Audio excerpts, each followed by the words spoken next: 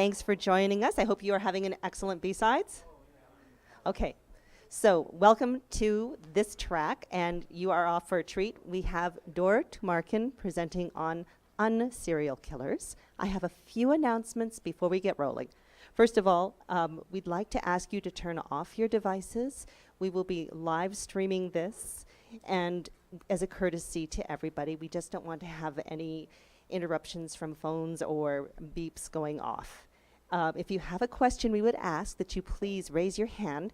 Somebody will come over to you with the microphone so that we can hear it clearly. And we'll also ask the speaker, if that's the case and the microphone's not working, to please repeat the question. And that way everybody gets the benefit of the answer. Finally, and most importantly, we'd like to acknowledge our sponsors, because without them, this wouldn't have been possible. So our sponsors this year are Amazon, Oath, Semley, and several other really generous benefactors. And we thank you all for being here today. Have a great talk.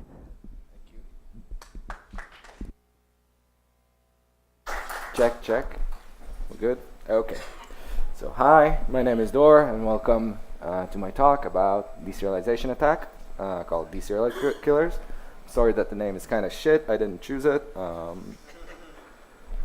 let's go. So, a bit about what we're going to go through today. Botticelli as hell. So we're going to talk about serialization. Deserialization generally is a concept, is a positive development tool in code and in real-life scenarios. We're going to go through deserialization in some languages, frameworks. I'm going to exploit where we can. We're going to discuss it in Java, .NET, Python, PHP, Go. Then we're going to talk about built-in deserialization mechanisms. And we're going to conclude with some best practices and mitigation techniques in a pretty broad fashion, because I'm not going to go into every single one. So my assumptions are that you'll enjoy this most if you have some familiarity with code, object-oriented terms, that this thing is going to be familiar to you. Some fundamental exploitation generally and specifically in web applications or applications in general. That you will have chill, because I'm going to lie to you by oversimplifying a lot of concepts just to make it in time. But I guess like everybody does that in these kinds of talks. And the ability to go really fast, because we're going to go really, really fast at some point. So about me, my name is Dor Tumarkin. I've been an AppSec team leader, research team leader in Checkmarks for the past 2 years. Previously, I was a senior consultant at Cisco for 2.5 years doing red teams and penetration testing, having a lot of fun, and generally poking shit until it explodes for the past 7 years. I'm also father of this beautiful, beautiful and smart girl and this stupid dog, who I love very, very much. I'm based off Tel Aviv, Israel, so represent. And I talk a lot. I talk fast, so I hope you're fine with that. And opinions obviously are my own. Naughty words are my own. Shitting on other vendors, it's me. It's not the company. So without further ado, let's get started. So Wikipedia describes serialization as the process of translating data structures to object state into a format that can be stored or transmitted and reconstructed for later use. I think that this is a very, very good definition. You have this thing in memory that has references and members and pointers and all that shit, and you need to push it through a wire that is basically meant for pushing bytes and by extension strings, right? So transmit it over a network, put it in a database, or whatever. You need it in a byte format or a string format. But I'm a technical guy. I like knowing what things do actually look like in real life. So these are some native language examples. This is the Java object stream format that is sort of binary. We also have this Python pickle right here, which is a proprietary format. We also have the generic types that everybody knows, CSVs, XMLs, JSONs, and specialized formats, which I'm not going to go into. They're kind of out of scope for us, like CBOR and protobuf. Okay. So basically a serialized object can be transmitted over a network, stored in a file, written to a database, and most standard serializers have access to multiple classes in their space. Basically, they can reference almost any class inside of them. Obviously, it would need to also implement some sort of serialized interface in many implementations, but we'll get to that, and it doesn't really matter that much. So I like to think of serialization as sort of like soup in a cup. You take a bowl of soup, you dehydrate it, you just extract its essence into a powder, and in its powdered essence form, it can be distributed to your local supermarkets or stored in a warehouse. And I think this is a very apt comparison for that. And if you want your soup back, you just add water, and you got your thing. And like I said, I'm a technical guy, so I want to see what that looks like in code. Using this serializer called Xstream, I'm going to call it Xstream because I keep confusing it, but it's Xstream. We can see in lines 1 to 4 that I defined some basic primitives. I set them into a class called a testing class. I created, and in line 6, I'm creating a serializer, the Xstream serializer. Then, convert it to XML and printing it out to screen. And the console output is, as you expect, just like a XML wrapper with a class name and all the primitives, all the little members inside. And this format, very human readable, transmittable, storable, whatever you need it to be at this form. Then we can reconstruct it using very similar code, right? I mean, I have from XML here, and I pass the XML to it, and then I get name. And the name that I put into that serialized object originally was John Doe, and I can get it back from the now reconstructed object. And the important thing to remember about serialization is that you have like two ends. You have the serializer and the deserializer. They can be independent of each other, but they have to match. You need to have the parity to deconstruct and reconstruct the same objects in the same manner on both ends. Otherwise, you're going to have errors. So talking about real-world examples of where this would be useful. So for example, Struts2 has a REST API based on XMLs where you can pass objects to the Struts API. And it gets deserialized into an object. If you have an application, for example, a game where you want to save your world state into a file, you can just deserialize all your world parameters, save those in a file, very handy. It's also useful for distribution of work. A good example is that a lot of distributed Python work is done by pickling. You can pickle like classes of work and transmit them, and then you're fine. You distribute it. And there's just so many uses for this thing that can go on forever. So, isn't serialization amazing? Let's rewind a bit through all these wonderful compliments. This slide, I love it because almost any class is fucking money. I mean, that's the gist of it. That's where everything rates apart, at this automagical almost any class line. So let's talk about exploitation.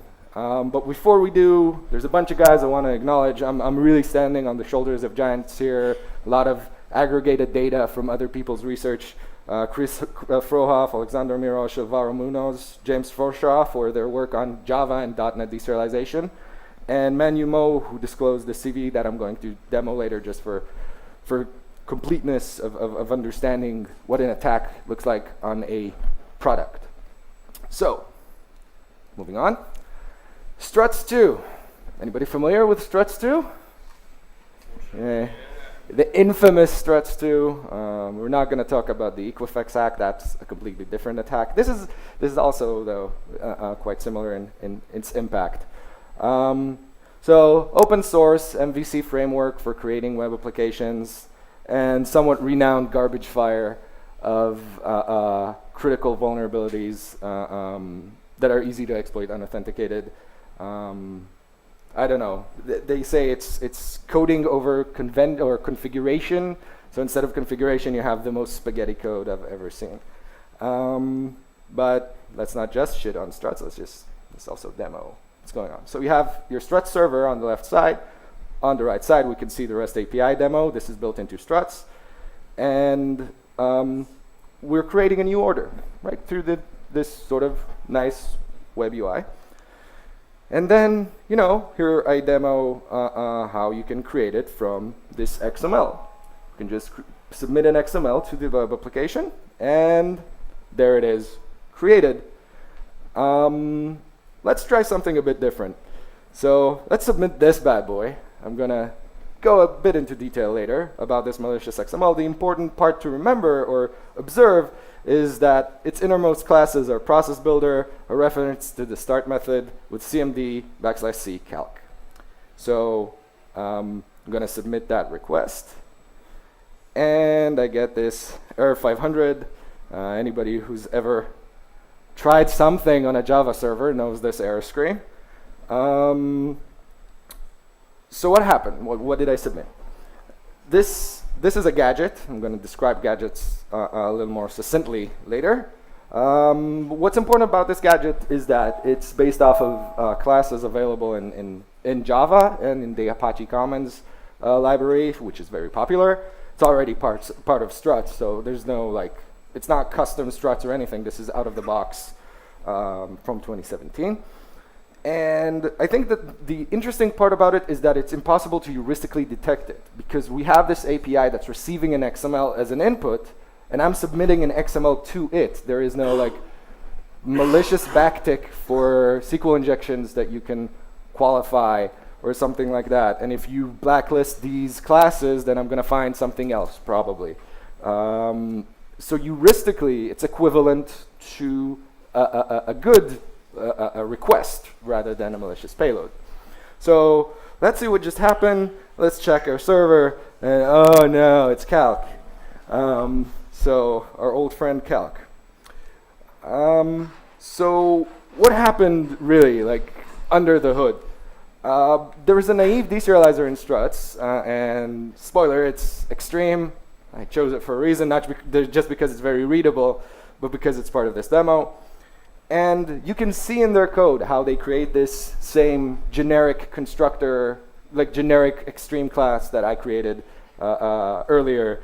And they fixed it since. And this is an interesting fix.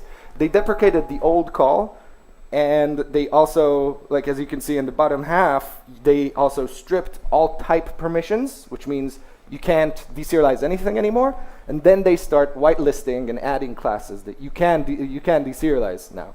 So this is a really robust solution by removing these potentially malicious classes or any classes that are unexpected. So, like I said, that was a gadget chain. That's a nickname for sometimes nested malicious objects that invoke whatever your payload is. In this case, it was process builder. They're very difficult to design sometimes. Sometimes they are very straightforward. In this case, that was a very complicated example. What you do need to know about gadgets is that they must live off the land. You can't invent classes or use classes that are not imported by the code base, because then it's just not going to serialize. It's just going to say the object doesn't exist. It must parse, because if it doesn't parse, it's going to fail way before it gets to deserialization. It's going to fail at the parsing phase. And it doesn't always have to finish its work, because the error 500 we saw, unlike errors we're going to see later, isn't about creating the wrong type of object or unexpected object. It actually fails to create the wrapping object and only creates the ones inside, but that's enough for me, right? I mean, all I wanted is the process builder. I don't care for the rest. So it's owned, not by me, but owned, and we can move on to other technologies. So JSON.NET, I don't know if you're familiar with it. It's a really good .NET JSON parser. And it's somewhat endorsed by Microsoft. You can see examples of it. It's not by Microsoft, it's by Newtonsoft. It's a very handy little parser. And this is our deserialization code, where I create a deserializer and deserialize some JSON. And from this order object, I get the order ID and user ID. And I pass this JSON object to it of type deserialization.order. That's like the project name and the class name, and some data inside it. And it's working as intended. It's not very interesting. It's cool. But what would JSON convert deserialize do with this fella? So this fella is an object data provider, which contains a system diagnostic process call to start, very similar to the process builder that we went over earlier. And when we pass it to this order JSON convert serialized object, we see that it pops calc. So again, this is a small demo app that just unparses, like deserializes this object, but as you can see, it works like a charm. For this instance, there are actually good implementations. So this implementation is bad, where you're casting order right ahead of the deserialize call. But this guy's good, where you have order in your generic notations right before the function, like inside a function header. So why is that? Because the implementation knows to look at the generic notation and say, this is the type I'm expecting. And if before object creation, it sees that the type doesn't match, it knows to fail. It fails during deserialization before object creation. So without this, anything gets deserialized. And there are ways to get this to accept multiple classes, but that's not the point. The point is that this is very vague in terms of usage. Do I put the brackets before? Do I put the casting before the generic notation? Not everybody knows the difference. And even if you do you think of it when you're writing a line of code, right? Like, do I notate? Do I cast? They both work just as well. And we saw an exception occurring, and it was an invalid cast exception. So we're casting the wrong object, so it fails. But again, when we're doing the casting, way too late, and we own. So this is another interesting use case. So this used to have a Pickle Rick meme. It's a dead meme now, so I removed it. Stop using Pickle Rick, please. So let's consider the following Python code. We have this trade class. We're creating the trade class, and we dumps it using pickle to very expected output. As you can see, it's a bit unreadable, but because it doesn't really make all that much sense. But you can see the data. You can see the class name. You can see sort of what you need to see. And when you load it, as you'd expect, you can see it was successfully deserialized, and we got John Doe again. So for strictly typed languages, it is an easier time for developers to discern what classes are what's happening, like what classes are being created, what classes are being handled. And for untyped languages, on the other hand, it's actually quite difficult. You can do some type detection, but not in pickles, by the way. Pickles are completely vulnerable, says so in the API, so don't use pickles if you're expecting untrusted data, because you won't be able to detect the type before you get started. So we have these two little samples. I'm going to use the Windows samples because I'm lazy, and that's the VM I set up. And I got this unpickling code on the left, and on the right, we're expecting to use pickle loads, and obviously I get calc. Like, it's very easy. Python, by the way, has a very interesting internal implementation for classes where you have the underscore reduce underscore method, where what it returns is the pickled form. And so if in this example, I'm returning the pickled form as a tuple of OS system and the parameters I want to pass to it, and then I dump that object, and I dump that class, and I get the reduced form as a pickle. So you can actually pickle literal code or literal calls to methods in Python, which is very interesting.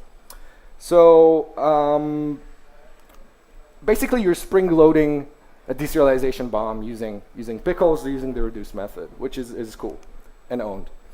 Let's talk about PHP a bit. PHP is a strange creature. It's a very specific sort of exploitation method. Deserialization, when you deserialize using native PHP, it just goes through the underscore construct and underscore destruct methods, which, start of life, and then deconstruct, end of life, in your current running context. And in between, it sets the members. Like it constructs, it sets the members from your deserialized object and moves on. So you can't really trigger anything particularly interesting because PHP has built-in limitations by its very design that save it from being, roasted.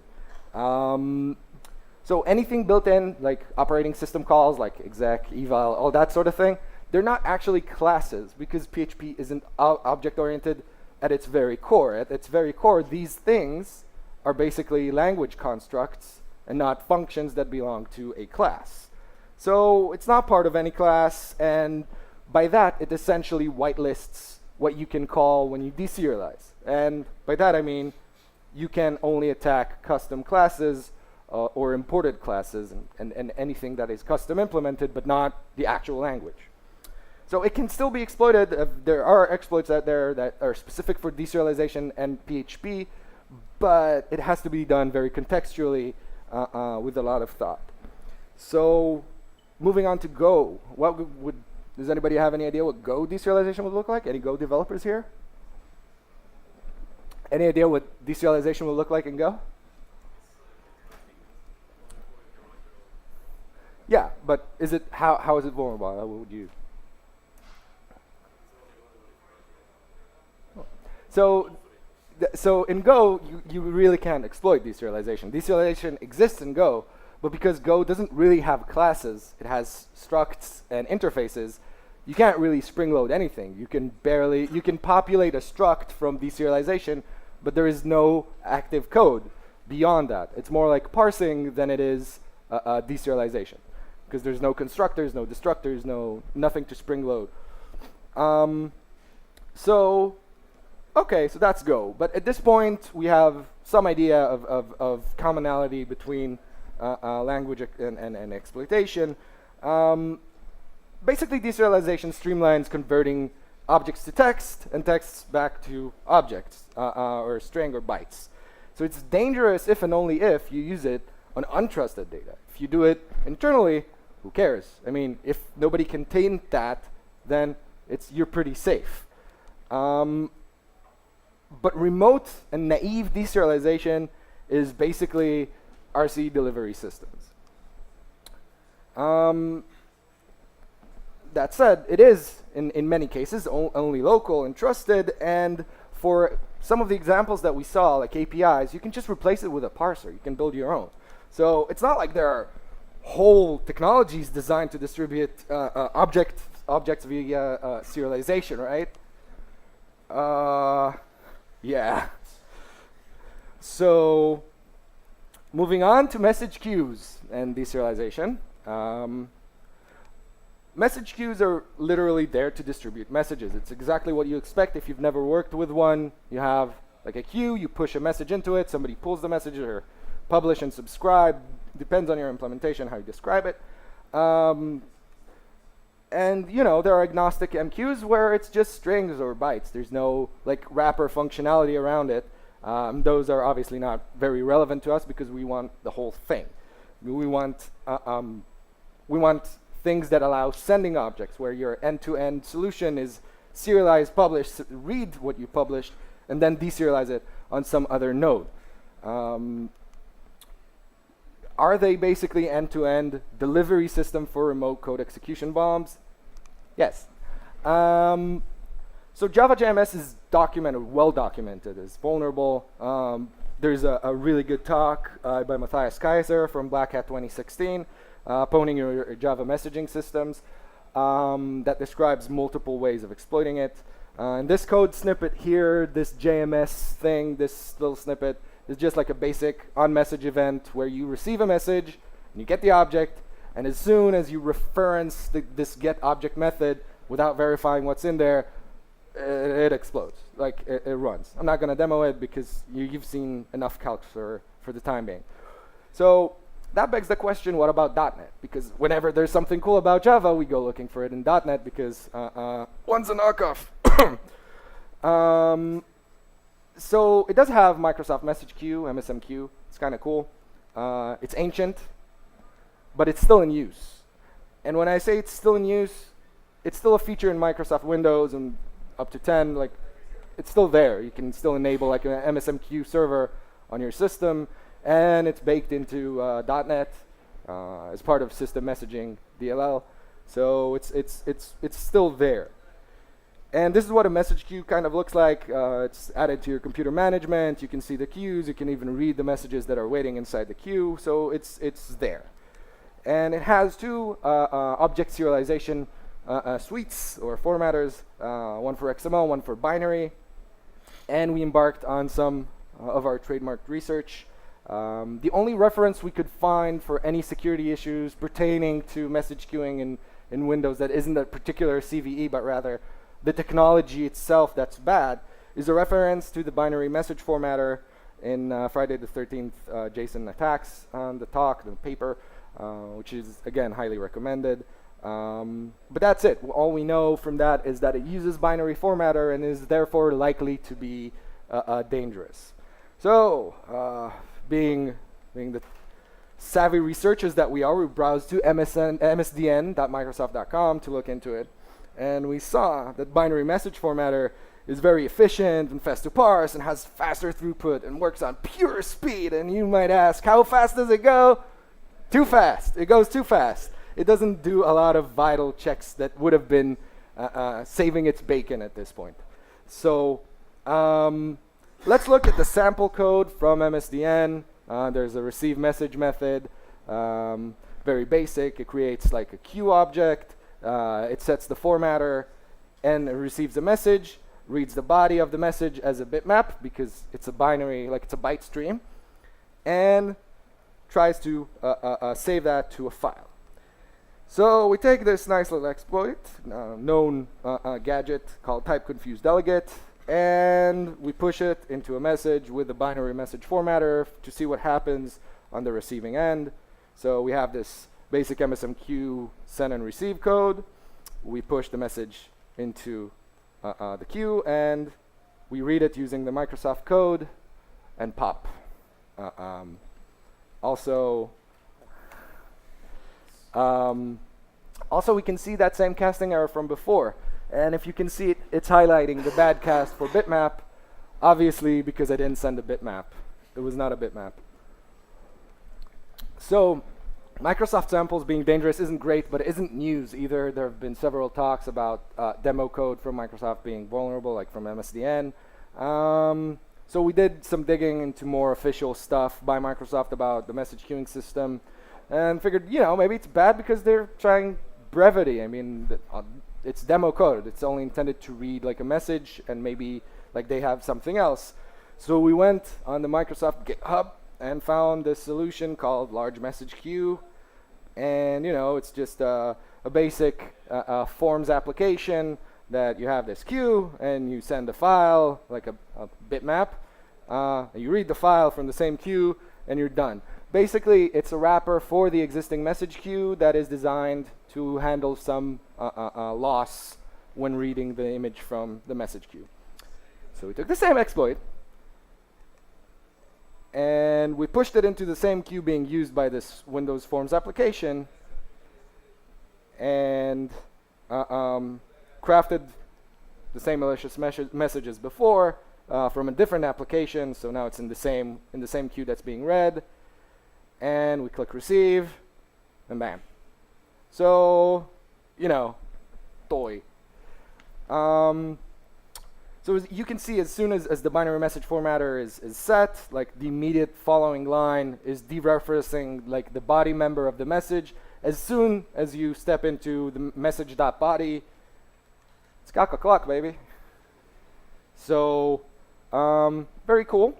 The exploit that we used was for .NET 4. Now that project is kind of old. It's for .NET 3.5. So we figured like nobody actually published like any, or at least that I know of, like exploits for .NET 3.5 for deserialization, because a lot of the gadgets, like I mentioned before, depend on classes that you have available. But we did successfully modify one of the existing gadget chains by changing around some versions and tinkering with it, just very minor tinkering, just to get it to work on .NET 3.5, which is very, very cool, because then you can consider any usage of the binary message formatter since 2007 as vulnerable. So, I mean, it's ancient history, but, still there. And binary message formatter is exploitable by default. you can't explicitly set types. I couldn't find a method of setting a type for binary message formatter or a check or some sort of canary, whatever, for detecting object creation before it actually triggers. And it's intended for remote use, guys. It's a message queuing system, so they can't go like, yeah, it's local. Don't use it like that. There's no other way to use it. And in what scenarios did we observe this class being used? So you can find a lot of demos, white papers about using it, a lot of snippets on GitHub and stuff. And it's recommended for high throughput and large messages and complex objects. It's not particularly popular in open source. But that makes sense, because message queuing is sort of a middleware solution. So you're going to find it in proprietary implementations. You're going to find it in internal enterprise networks. And it's anecdotal, it's not evidence, but I've spoken to some DevOps people, and they knew exactly what I was talking about. So it's very, very interesting in that sense. We did observe some traces of it in older implementations. Like it's not used in newer versions, but I guess it was pruned because it's old. That said, it's still available in older monoliths, I suppose. So where else did we see it? Like I mentioned before, in like GitHub, but we also found it in books. So we have a vulnerability in books, folks. This is exactly the same way, like you define the binary message formatter as your formatter, and at some point in this long link expression, it dereferences the body twice. So that's twice. We found it in other books, like F# by O'Reilly. Oh, by the way, that previous book was dated 2015, so it's not that old. It's like it's still in people's minds. It's still sort of part of the ecosystem. It's still built into .NET. In F#, in this book, and that leads to the only reasonable conclusion, which is don't read fucking books. I try my darndest to adhere to that. So obviously we confronted Microsoft, and as they said, does not meet the bar for security servicing. Fantastic. Closed, no longer monitored. You're dense, but you're also owned. People who were actually good sports about it were O'Reilly. They're like, yeah, we'll notify all the editors of all the books that you mentioned that were relevant to O'Reilly. Not all of them are O'Reilly's fault. Aware of making any necessary changes before printing them. I think that's the spirit. That's how you do it. So moving on from exploitation, let's talk about additional risks. Deserialization isn't just remote code execution. You can add checks. You can add other things. You can use it safely, but there are still additional risks to that.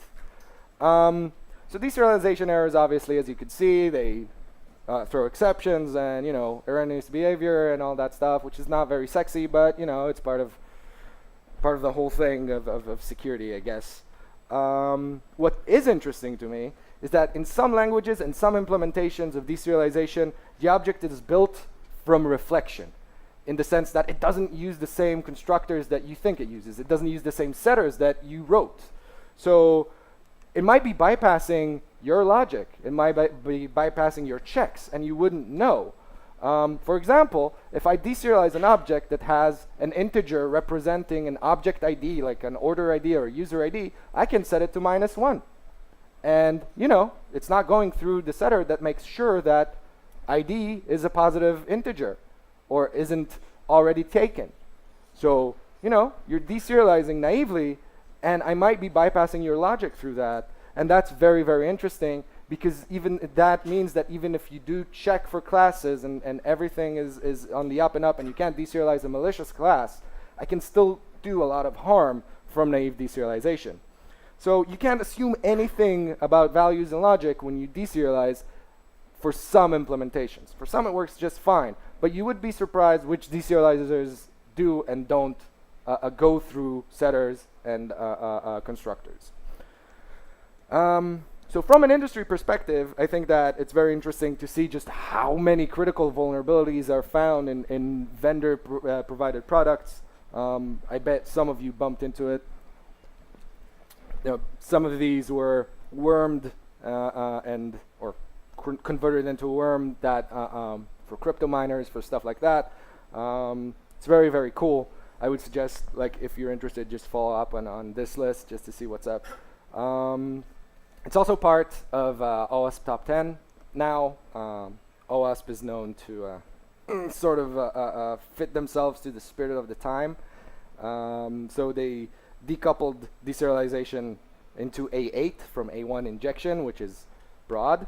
And, it helps them catch the media buzz for this and also, bathe in some industry tears, which is lovely, which is exactly what I'm doing right now. In terms of like CIA and stuff like that, you get a bunch of CVS-10s and a lot of critical vulnerabilities going on. When you get to a 10 or a 9.8, it's like total game over, complete destruction. But, I can also, like I mentioned before, tamper with your integrity by bypassing logic and stuff like that. And obviously there's the whole stability issue thing. So this is Mark Reinhold. I don't know the man. He's a chief architect for the Java platform at Oracle. And he says that serialization in its current form was a horrible mistake made in 1997. To that extent, Oracle is planning on dropping support for serialization in Java in its current form. And I have to say that this does not matter. This does not matter at all. Because if you tell me that a software update is going to brick my code, I'm not going to install that software update naturally. And if there's Java Oracle and there's other Java JVMs, I'm going to switch over because I'm not going to change a line of code. And when I say me, I mean enterprises that have been relying on this code for decades, sometimes. So it doesn't matter. You can't unring this bell. There is nothing you can do. There is just the regular cycle of testing and finding and mitigating and or getting hacked and crying on TV. But this approach is not going to work. Or at least that's my opinion. We'll see that I'm right. So mitigations, do's and do'sn'ts. As we saw before, catching exceptions from failed deserialization is too late and probably irrelevant, and you lose. And when you make assertions, it's the same thing. I mean, it's going to be the same thing. It's going to be way too late. Actual mitigations are about never deserializing untrusted data unless you have to, and I stand by that. I don't think you should deserialize untrusted data. But particularly in untyped languages, you're going to have like the same challenges that we mentioned in Python. And untyped deserializers is very important. You saw the constructor that I used for my first demo. You saw the constructor in struts. Those were untyped. That should really raise your eyebrows. You have this thing that magically converts any object to something and then converts it back. So it's obviously inherently part of the paradigm to always serialize by defining what types you expect. Otherwise, you're going to get these gadgets that, as complicated as they may seem, not impossible to design, obviously. So there's also the matter of dangerous types, which again, sort of like the logic part, but also what I mentioned in PHP. If you have like a class that is dangerous and can save files or overwrite files on one end of your application and you deserialize on the other end of your application, the deserialization can talk to that class without you knowing, and then you're screwed, despite trying your best to not deserialize or use a language that is deserialization safe. And obviously, always whitelist the classes you're expecting. No wildcards, no nothing. The exact classes that you're expecting. So always test your deserializers when you're working with them. Even if you are using a well-defined whitelist, check if you can nest objects. Test if you can maybe inject the wrapper of the object or just tinker with it, see what happens. Always fail before you create the object, because if you fail after object creation, like the exceptions that we saw, it's not good enough. And if your object has logic, check that that logic is gone through in your code flow. And if it doesn't, you need to re-implement this logic after you deserialize. Don't just assume that because the object constructed correctly, it's going to be a good object or safe for you to use or consume in its deserialized form. If you're still very, very paranoid about this, you could build your own, right? Just parse it, grab the variables, put them in a constructor, and use that. And it's very poor performance. None of your code is going to be as fast as built-in deserializers, especially binary ones. It requires work on your end because you're going to have to do it for each and every class that you deserialize. But it's secure, maybe? I mean, it's up to you guys, right? But it is a less magical idea than serialization, which does things for you, and you can't be entirely sure what exactly is going on. Could be dangerous objects, could be bypass of logic. So, as a conclusion, deserialization is kind of awesome, but maybe it's too awesome. It's too magnificent for this world. And it's a classic example of things working automagically. And that's sort of a key concept in vulnerabilities in this industry, is that it was doing something so magical that nobody knew what it does until they did. It can be very, very deadly.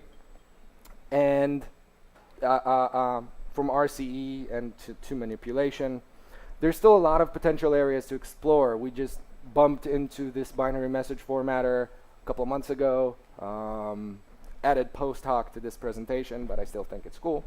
Go out there, look for deserializers. It's going to be built into other things. It's going to be very interesting for you. And never trust a deserializer, always test it. Questions?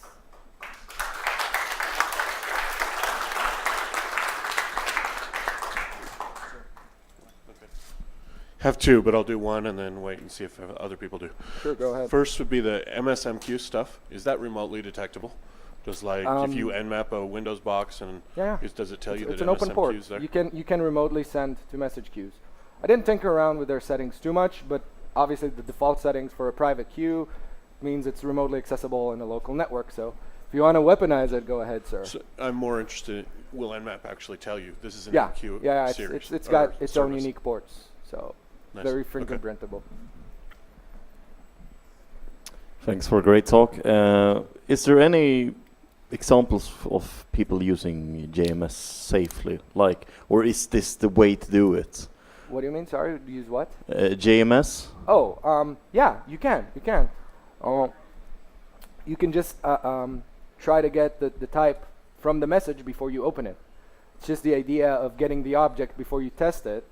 It's a lot like regular mail, like screening for bombs and shit. So, but yeah, you can. And in Java, there's also a lot of very simple implementations that you can implement on the object input stream to verify types and stuff like that. And that also applies by extension to JMS. So you can. Just, the thing is that this is hastily written and very basic example, and it works. And that's kind of the problem, isn't it? That it works without any sort of checks, and that's why it's still out there in so many forms. Well, thank you for the great talk. Very interesting. I just wanted to ask you, what is your approach in finding the gadget change to execute remote code execution once you know that they are using untrusted data to deserialize the object? So, first of all, none of these gadget chains, especially the complicated ones, the Java one and .NET ones, are not mine. I credited the guys who developed it. It's actually very difficult to make something specific. However, you will find that this applies. These can work on very specific deserializers. There aren't that many variants of deserializers out there, so you go by what deserializer is actually being used. And I would imagine that for proprietary implementations, you can find out by just checking for the exceptions. Like if you have a black box, just look at the exception. I was able to detect there's a LOS formatter, for example. It's got very clear errors that tell you what it is. So you already have a set of deserializers and potential exploits in ysoserial.net. And now all you have to do is find the unsafe usage. Excuse me? This guy over here. There's a question. Thank you. over here. Scott, first line. Thanks. I know that you mentioned pickle for Python. Is there any safe way for doing deserialization in Python? Yes. I didn't. I'm a negative guy, so I just go for the bad. I don't know if there's a secure solution particularly. There probably is, but the concept of typing in Python is complicated. It is good for distribution of workloads if it's just, if you can trust what you're getting, and just, I don't know, encrypt the stream and authenticate. Just make sure that the channel itself is safe. And then you can, the problem is deserialization of untrusted data. If you disable one of these nodes, then you should be fine. But it's on it's on you. You have to make it secure. Okay, second question. I believe you were talking about JSON with the casting versus the generic stuff. Could you say it was customer object? Mm-hmm. Can you do a member of the customer as one of the malicious objects instead, and then the top level stuff is still a customer, but say his address is the malicious object? That's a very good question. It's a very complicated question because it depends on the unique implementation of each of these objects. So for some of them, it should be possible but complicated. And it depends, for example, if you pass an object that has some sort of data provider interface that is part of the implementation of the class, then maybe you can shove a data provider, like an object data provider that we saw here. And I also know that XAML reader object provider is vulnerable. It's in another gadget. So maybe you could nest it into this customer object. But generally, if it's just data types, it might not be possible. It depends on whether it's possible to nest and how you can reach classes on the object graph that are vulnerable by design, or I don't know, like you can chain them into this gadget chain. I would say that it's theoretically possible because the Java thing I showed you guys is a very complicated object that starts from a map and goes through some internal types and a lot of interesting things, all the way down to process builder. So it's potentially possible. I was hoping because JSON doesn't seem to be strongly typed. Yeah. That you have more flexibility there. Maybe. It depends on nesting capabilities. Okay, so need to wrap up. So thank you guys for attending.